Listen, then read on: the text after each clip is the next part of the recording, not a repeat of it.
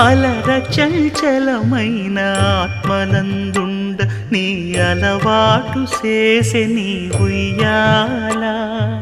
అలర చంచలమైన ఆత్మలందుండని అలవాటు చేసే నీ ఉయ్యాల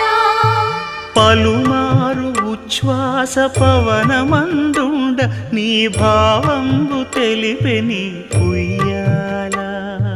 పలుమారు ఉచ్ఛ్వాస పవనమందుండని నీ భావంబు తెలిపే నీ